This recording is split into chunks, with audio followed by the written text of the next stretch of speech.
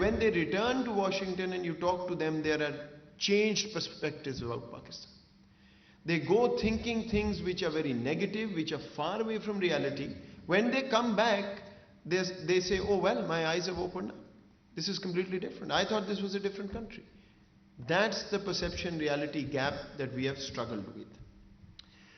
So using that as the preamble, let me first say that I do not believe that we should be striving towards one national narrative. I think there are multiple narratives that have to come together to create a whole, which is what Pakistan stands for as a country and as a nation. And narratives always have to reflect reality. Here is the difference, and I'm going to be candid, between how we approach narratives and how some other countries, specifically I have in mind our eastern neighbor, has approached narrative building. Our model is to project our rightful reality to the world. Their model is to create a whole global network of fake news to malign others. And Pakistan, of course, being the principal target, we've seen in the EU Disinfo Lab report last year, detailed account of 114 countries, 750 plus websites, fake NGOs accredited at the UN, etc., etc. So the first thing I want to clarify is, when we talk about narrative projection, we are thinking of projecting what our reality is, not creating narratives which are not linked to reality. In any case, those narratives don't hold. When you show planes flying over the UK as planes belonging to Pakistan flying in Panjshir, you will be debunked and you will be humiliated for that. The next point is, if we want to think about narratives, I want to give you my example. When I came into government, my first experience, I'm a rookie. I mean, there are people who've spent their entire lifetime in government. People ask me, what was the first thing that you found different than what you'd expected? And my answer is that that was the first time I really truly realized that Pakistan has a real positive story to tell the world. We actually have a story that is compelling, logical, true, which we must put out to the world for them to understand who we are and what we stand for. And to be self-critical, I also realized we were far behind other countries in terms of strategic communication. We were, and to some extent maybe even today, we were living in the world of public relations. We were living in the world of press releases. We were living in the world of responding to things at our own time. The world has moved on.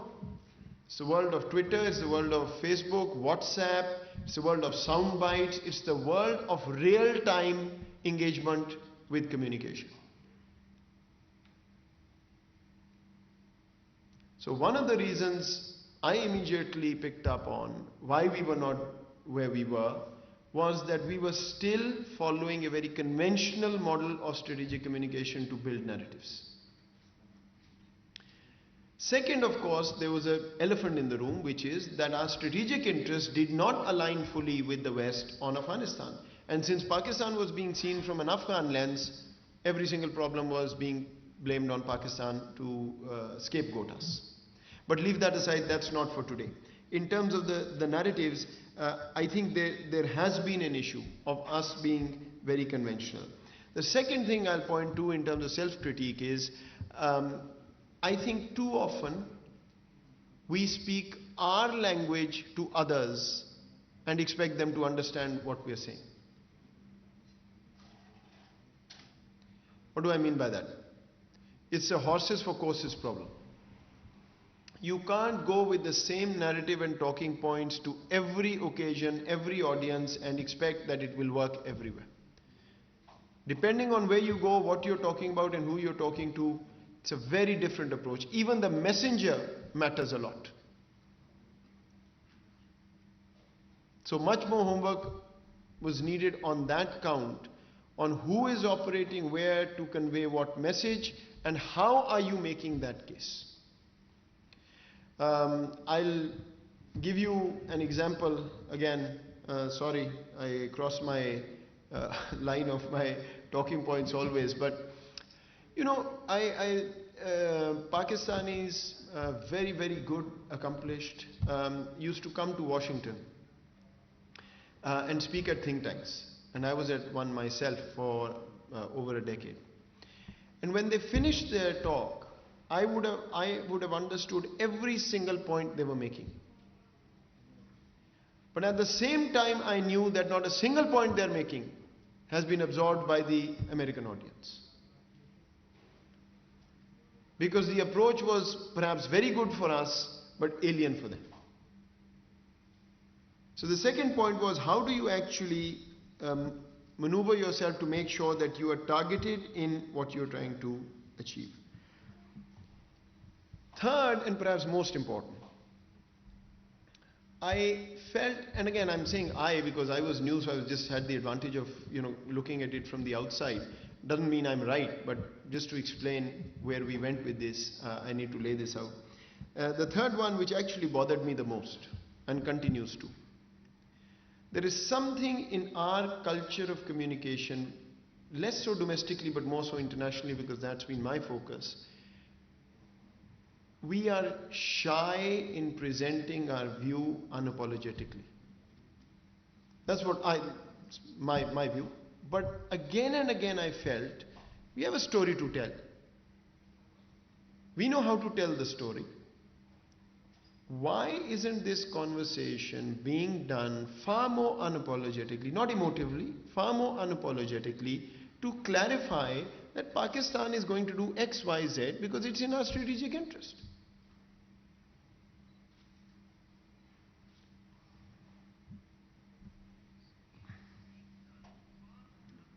And the fourth thing that much before I came into government I'd sort of thought of long and hard was that we always talk about others having lobbies against us, which is absolutely true. Indians spend more time undermining Pakistan than perhaps looking after themselves. I have seen this, I've witnessed this, I've felt it, I've been a victim of it, frankly.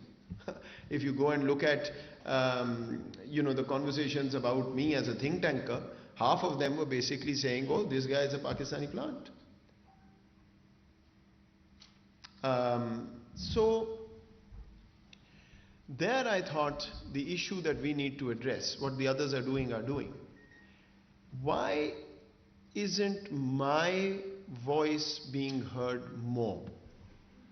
And the answer I reached was, how many me's are writing books? How many me's are actually appearing to give my point of view, rather than depending on somebody else to say what I hope they will say? So is my presence enough? How many of Pakistanis who understand Pakistan are in think tanks in key capitals? Mind you, I also want to clarify something. I always used to get this. Just because you're Pakistani sitting in a think tank doesn't mean you have to talk about what the Pakistani state stands for. You can critique, The difference is you need people who understand the context from within, rather than having an outside-in look into Pakistan and just making up their mind. One of my first bosses in the field, Steve Cohen, a very famous name in South Asia policy in Washington, wrote a number of books, including the first one on Pakistan Army, actually, once told me that for Pakistan the rule in Washington is, if you know the country from afar, you are I'm forgetting now, but you are a commentator. If you have flown over Pakistan, you are an expert. And if you've landed in Pakistan, you are a lifetime scholar. So, why am I not writing? And yesterday Azaz Ahmed Chaudhry Sahab, the former foreign secretary, came to me with his new book. And the only thing I told him as soon as I saw him was, frankly, I don't care about the book as much as the fact that you've written it. Because at least you've put out your perspective. So these were the issues that I really thought we need to work on. Let me just transition quickly to policy to say, when you create narratives, there are certain prerequisites for that. First of all, you have to have a whole of government coordinated approach. You can't have narratives in which you are inherently contradictory about what you are telling the world. And let me also tell you, this is a work in progress for us. It's almost impossible in this new world of Twitter, etc., to coordinate fully. No country can do it. And in democracies, of course, you should have different views. But on key foreign policy issues, on key issues where you talk to the world, beyond a point, contradiction means confusion. And so the more we can coordinate, the better results we will get. Second, you can't have national narratives which don't have public buy-in. I can't sit in my office and create a narrative and just hope that the entire country stands behind it. So the first one is still somewhat more sort of easier to manage, which is better coordination, a system that works on communication as strategic communication rather than in silos. The second one really requires national dialogues on key areas of what Pakistan is and what we stand for. If I were to list them, let me just put 5 down, and there could be many more. First of all is our character as a Islamic country. What is the narrative that we build around that as identity? Second, unity in diversity. This has been sort of the key element of tension, if you will, in society. How do we come at that? Third, human welfare for all. The whole concept of Riyasat-e-Madina, and whichever way you put it, is essentially human welfare for all. Not for only the rich and elite, but for all. Fourth, Pakistan's democratic and federal nature, enshrined in the constitution and in the psyche. And finally, Pakistan stands for peace within and its neighborhood. So working towards peace wherever we can. These 5 baskets can be unpacked whichever way we want, but essentially, in my view, a charter of economy has been talked about. I would say a charter of national security, and not a charter, but a charter, if you will, on identity. These 3 national dialogues are necessary, and dialogue doesn't really mean sitting down and talking to everybody, but you understand what I'm saying, to bring this public buy-in to our national narratives as we move forward.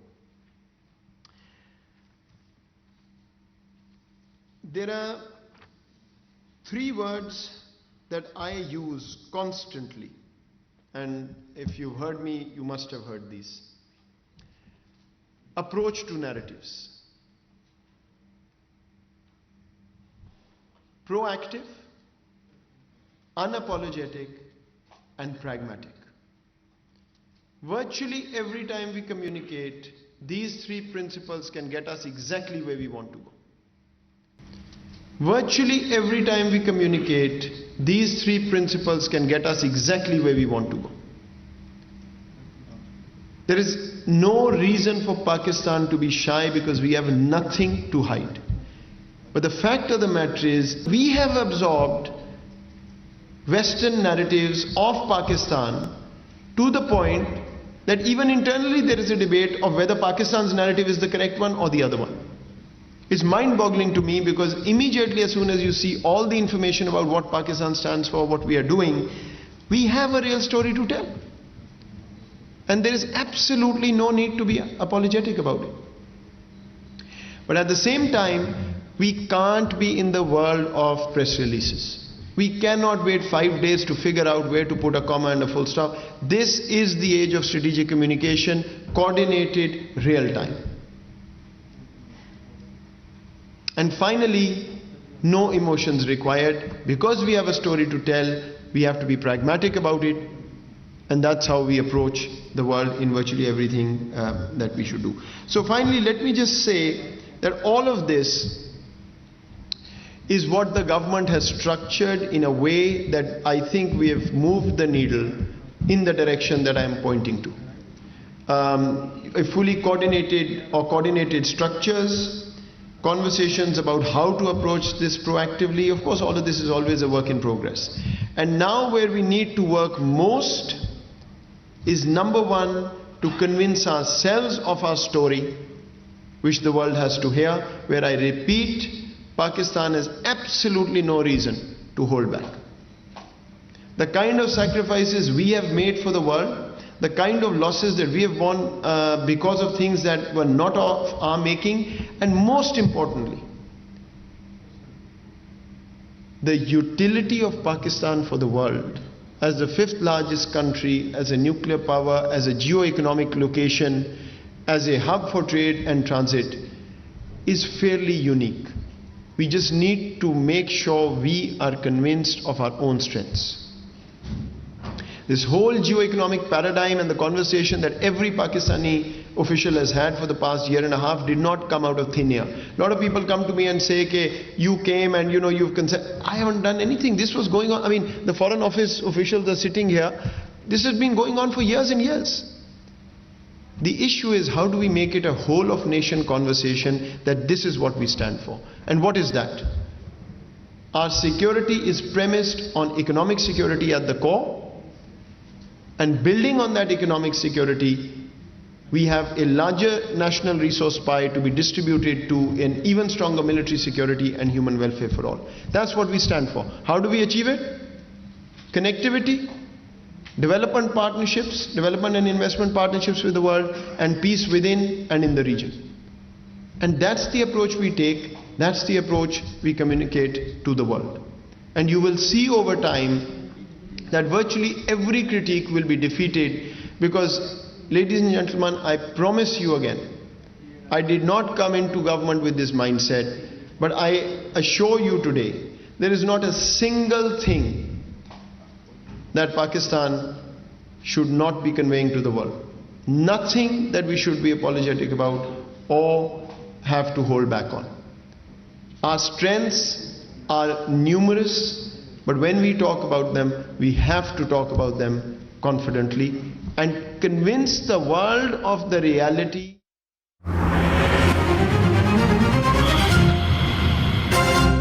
कितनी बेहतरी कर रहे हैं